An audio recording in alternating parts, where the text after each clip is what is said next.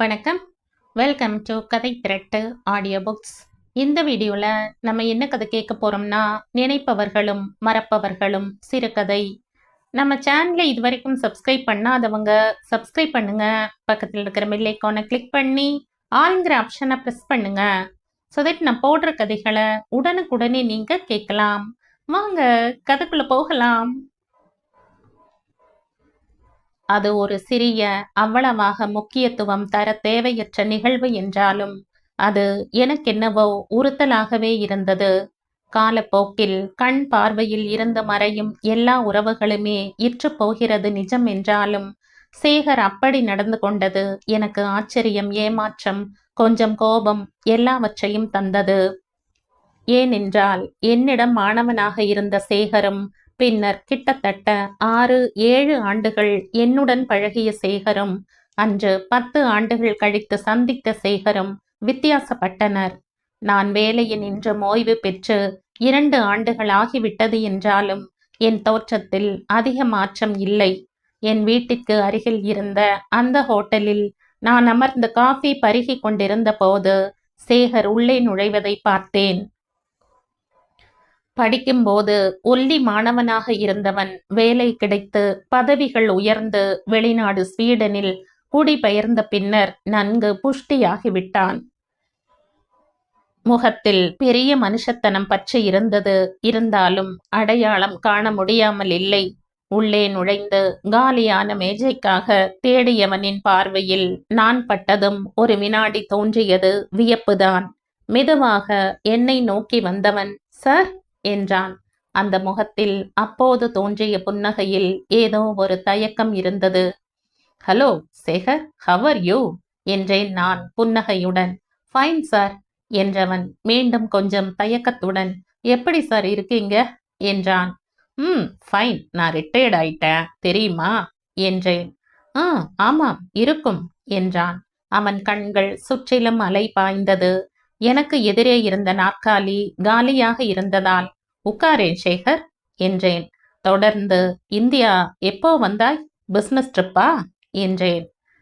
இருக்கட்டும் பரவாயில்ல என்று உட்கார மறுத்தவன், பிசினஸ் தான், 4 நாட்கள் முன்பு வந்தேன் இங்கே என்று ஏதோ சொன்னான். எனக்கு அவன் பேசியது காதில் சரியாக விழவில்லை.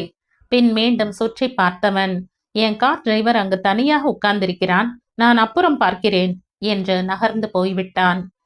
காலேஜில் படிக்கும்போது என் பின்னாலேயே சுற்றியவன். மற்றவர்கள் அவனை எனக்கு தத்து பிள்ளை என்று நக்கல் அடிப்பார்கள். ட்ரெயினிங்கிற்காக இந்தோர் போன போது நிகழும் நிகழ்வு ஒவ்வொன்றையும் தான் கற்றுக்கொள்ளும் விஷயங்களையும் பக்கம் பக்கமாக கடிதங்களாக எழுதியவன். என் வீட்டிற்கு பல முறை வந்து என் மனைவி சமைத்ததை சுவைத்து சாப்பிட்டவன். வருஷம் தவறாமல் ஸ்வீடனில் இருந்து புத்தாண்டு வாழ்த்து அனுப்பியவன். என்ன காரணம் இப்படி முகத்தை முறித்து கொண்டு மாறுவதற்கு? எனக்கு காரணம் புரியவில்லை. ஆனால் ஏமாற்றம் என்ற உணர்வு நிச்சயமாக தோன்றியது. இருந்தாலும் என்னை நானே சமாதானப்படுத்தி கொண்டேன். பெற்று வளர்த்து ஆளாக்கிய பிள்ளைகளே நம்மை விட்டு விலகி போய்விடும் போது நடுவில் தோன்றும் உறவுகள் மாத்திரம் என்று தோன்றியது. இருந்தாலும் அவனுடைய மறதியோ அலட்சியமோ மனதில் உறுத்தாமல் இல்லை. நம்முடன் நெருங்கி பழகிய ஒருவர் திடீரென்று வேறு மாதிரி தோன்றுவது பலவிதமான எண்ணங்களை தோற்றுவிக்காமல் இராது. நம்முடைய உறவில் நாம் ஏதாவது பிழை செய்துவிட்டோமோ என்ற சலனம் ஏற்படும். அதுதான் எனக்கும் ஏற்பட்டது. வாக் முடிந்து வீடு திரும்பிய பின்னரும் மனசில் அந்த நினைவும் நிகழ்வும் நெருடிக்கொண்டே இருந்தது. என் மனைவி ராதாவுக்கு என் முகத்தின் மாற்றம் புரிந்திருக்க வேண்டும். நான் வந்து அமைதியாக ஈசி சேரில் அமர்ந்து கொண்டு மேலே பார்த்து கொண்டிருந்ததை கவனித்துவிட்டு என் அருகே வந்தாள். என்ன விஷயம், ஏன் ஒரு மாதிரி இருக்கீங்க என்றாள் மெதுவாக. எங்களுக்கு குழந்தைகள் இல்லை. மணமான புதிதில் பலரிடமிருந்து பலவிதமாக வந்த கேள்வி கணைகளும் அறிவுரைகளும் இப்போது இல்லை. அப்போது அவ்வளவு பூதாகரமாக தெரியாத அந்த குறை முதுமையின் வாசலில் தனியாக நிற்கும் போது தெரிந்தது. ஒன்றுமில்லை என்றேன் நான். ராதா டிவியை முடுக்கிவிட்டு அதில் ஓடும் பிம்பங்களை பார்க்க தொடங்கினாள். முதுமையையும் அதன் தனிமையையும் ராதா சுலபமாக ஏற்றுக்கொண்ட மாதிரி என்னால் ஏற்க முடியவில்லை. அவளின் துணை பெரும்பாலும் இந்த தொலைக்காட்சியும் புத்தகங்களும் தான். எனக்கு திடீரென்று எரிச்சலாக வந்தது. ராதா, இந்த டிவியை கொஞ்சம் மெதுவா வை என்றேன். நிறுத்து என்று சொல்வதற்கு பதிலாக. ராதா மியூட்டை அழுத்திவிட்டு என்னை நேராக பார்த்தாள். என்ன சொல்லுங்க. நான் டிவியில் ஓசையின்றி சலனமாக ஓடிக்கொண்டிருக்கும் பிம்பங்களை சில நொடிகள் பார்த்து கொண்டிருந்தேன். ராதாவின் முகத்தில் கவலை படர்ந்தது. என்ன ஆச்சு? நீங்க வந்ததிலிருந்தே சரியா இல்ல.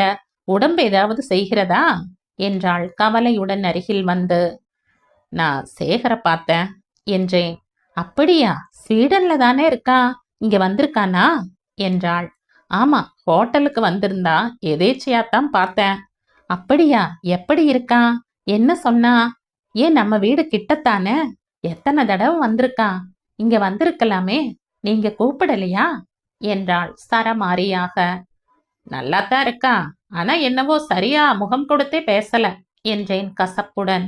என்னது என்றாள் ராதா சற்று அதிர்ச்சியுடன். ஆமா, சும்மா ஒப்புக்கு 2 வார்த்தை சொல்லிட்டு போயிட்டான்.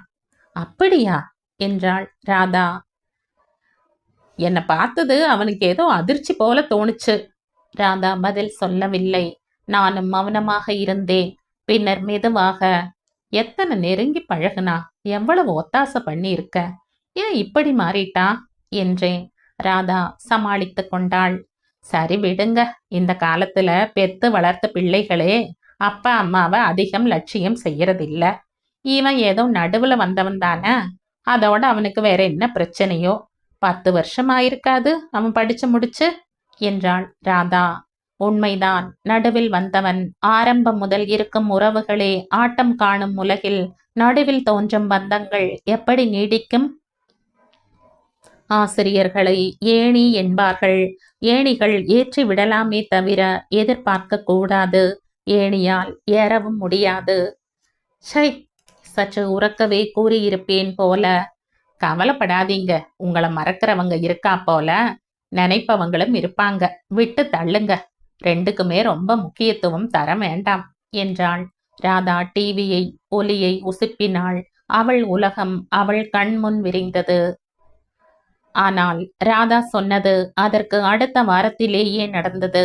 என்னுடைய மொபைலில் எனக்கும் பரிச்சயமற்ற எண்கள் ஒளிர்ந்தன. எடுத்து ஹலோ என்றேன். என் பெயரை சொல்லி கேட்டது எதிர்பக்கத்து குரல். ஆமாம் என்றேன்.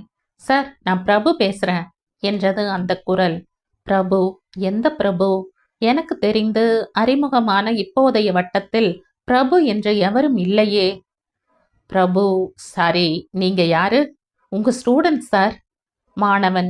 எப்போது பிரபு என்ற பெயரில் என்னிடம் ஒருவன் படித்தான். ஓ பிரபு! குரலுடன் முகமும் நினைவுக்கு வந்தது.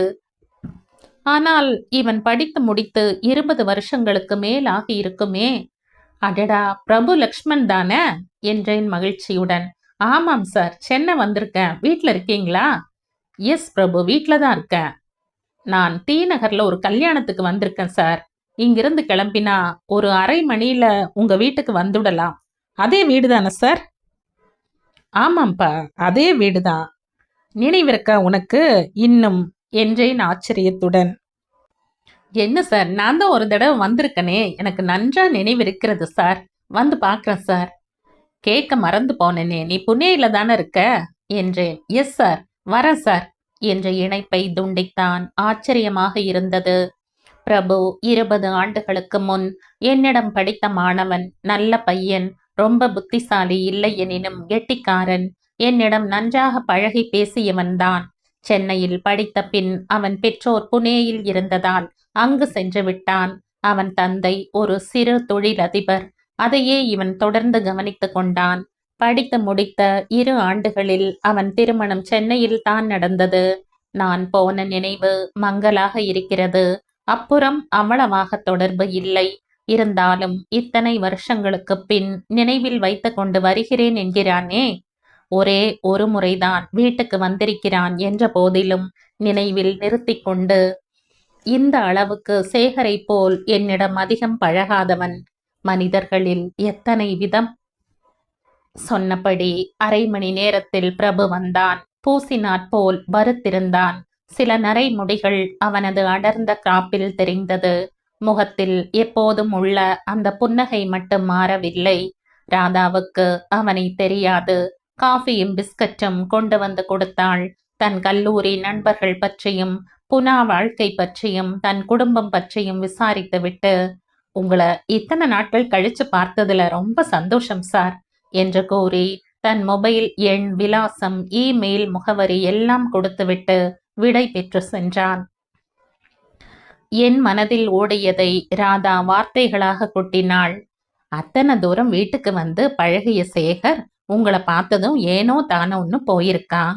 20 வருஷங்களுக்கு பிறகு இந்த பிள்ளை உங்களை ஞாபகம் வச்சுக்கொண்டு ஒரே ஒரு முறை வீட்டுக்கு வந்திருந்தும் கரெக்டா நினைவு வைத்து கொண்டு வந்திருக்கிறானே என்றாள்.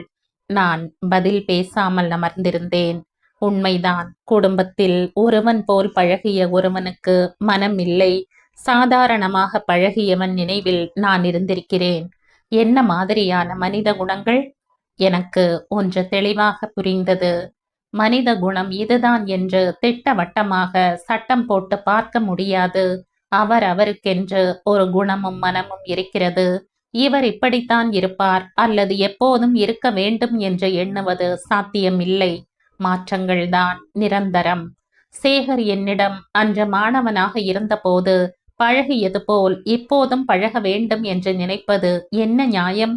உறவுகளை விட்ட இடத்தில் தேட முடியாது. தேடினாலும் கிடைக்கும் என்று கூற முடியாது. அது இன்னொரு இடத்தில் இன்னொருவர் மூலம் கிடைக்கலாம்.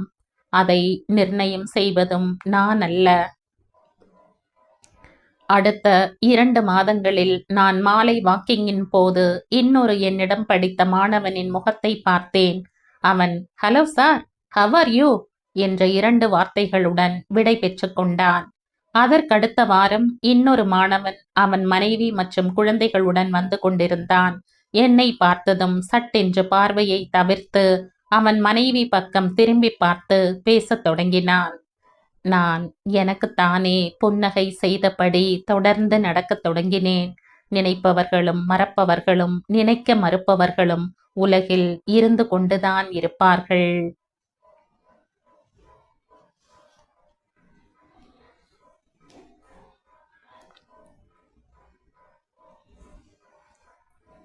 இதோடு இந்த கதை முடியுது. இந்த கதை உங்களுக்கு பிடிச்சிருந்தா லைக் பண்ணுங்க, ஷேர் பண்ணுங்க, சப்ஸ்கிரைப் பண்ணுங்க. மற்றும் ஒரு இன்ட்ரெஸ்டிங்கான கதையோட அடுத்த வீடியோல சந்திப்போம். பை. தேங்க்யூ.